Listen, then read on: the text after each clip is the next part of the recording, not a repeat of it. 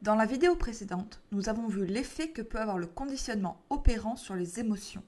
À présent, observons l'inverse. Quand le chien ressent une émotion forte, peut-on employer le conditionnement opérant de la même manière? Eh bien, non. Le chien n'est pas toujours dans un état qui lui permet n'importe quel apprentissage. S'il est trop excité, par exemple, il ne parviendra pas à réfléchir et donc sera beaucoup moins sensible à l'éducation. Nous devons maintenir l'excitation qui peut produire un renforcement positif, un yes, à un niveau raisonnable. Il est alors intéressant de ne pas forcément prendre la meilleure récompense au monde aux yeux de ce chien, mais une récompense moindre qui le motivera, lui donnera envie de trouver la solution pour l'obtenir sans que cela ne devienne toxique.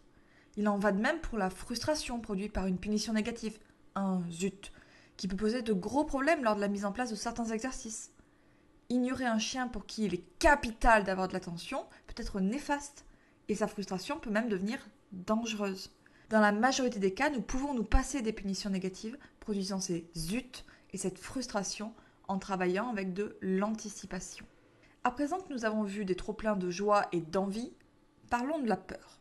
Quand un chien a vraiment peur, il est alors en état d'apprendre certaines choses, mais pas d'autres. S'il a vraiment peur, il ne fera pas attention aux friandises offertes, aux caresses, ou à tout ce qu'habituellement il peut apprécier. Il ne fera attention qu'à une seule et unique chose. Comment sortir de cette situation pénible? Tout son esprit restera concentré sur ce but.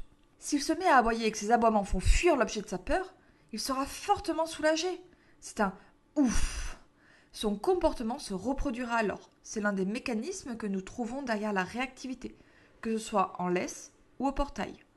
S'il parvient à fuir en courant aussi vite que possible, il risque de recommencer. Plus embêtant encore, s'il se défend activement, mord et que son comportement le met en sécurité, il aura tendance à y recourir d'autant plus vite.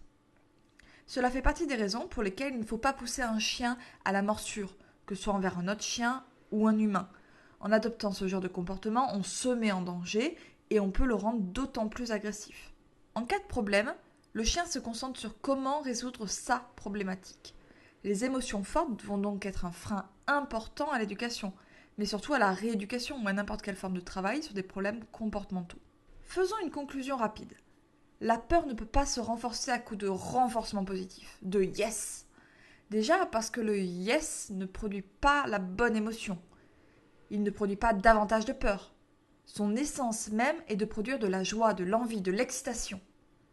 Mais au-delà de ça, le chien ne désire pas rester dans son émotion de peur. Son cerveau n'est alors disponible que pour les solutions lui permettant de s'en sortir. Voilà, à bientôt!